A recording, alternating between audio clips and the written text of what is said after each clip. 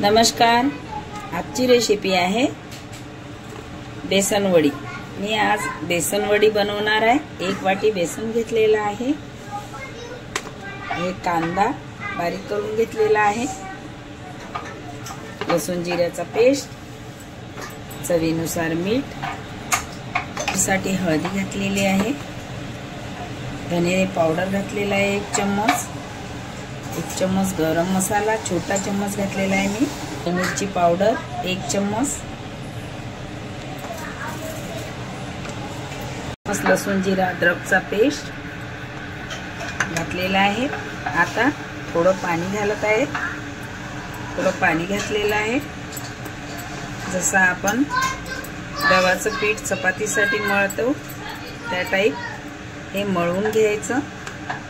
हे बघा डो तयार झालेला आहे। चपाती लाटून ठेवायचं। भांड्याला यामध्ये पाणी घातलेलं आहे। पाणी बॉईल आलेलं आहे। तर यावर की अशी चपाती सारखं लाटून घ्यायचं। याला लाटून घेतलेलं आहे चपाती सारखं। हे मशीन असं कापून घ्यायचं। एवढा डो घेतलेला आहे। याला गोल करून घेतलेला आहे। याला मस्त असं लाटून घ्यायचं। या पोळपाटला मी तेल लावलेलं आहे कारण चिपकावं नाही म्हणून। अशी गोल चपाती करून घ्यायची। चपाती झालेली आहे। ती स्टीम करायला ठेवलेला आहे। 10 मिनिटं कवर करून ठेवायचं। तोपर्यंत आपण ग्रेव्ही बनवूया। ठेवलेलं आहे गॅसवरती। पॅन गरम झालेला आहे। त्यामध्ये तेल घालत आहे। बघा शेंगदाण्याचं तेल घातलेलं आहे। गरम झालेलं आहे। जिरं घातलेलं आहे। जिरं मस्त फुलत आहे। त्यामध्ये 1 चम्मच लसूण जिरा अद्रकचा पेस्ट घालत आहे। मस्त असं परतून घ्यायचं। खोबरं कांदा घालत आहे। त्याला पण तेलामध्ये होऊ द्यायचं।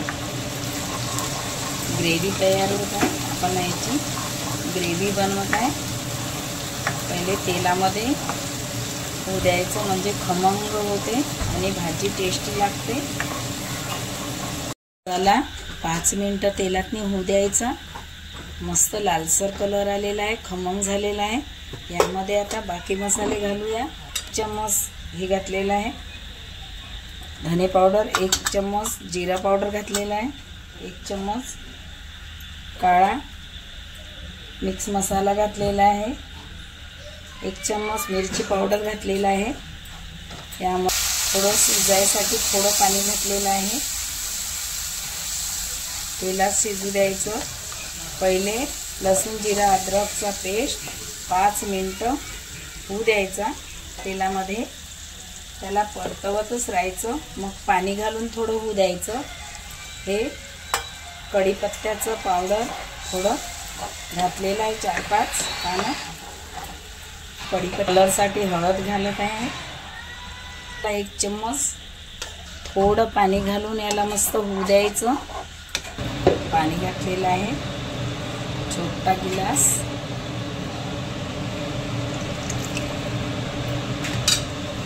चवीनुसार मीठ घालते आहे।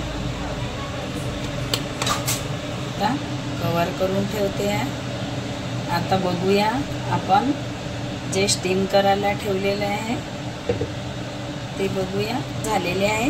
कवर काढत आहे। मस्त स्टीम झालेलं आहे। शिजलेलं आहे। बघा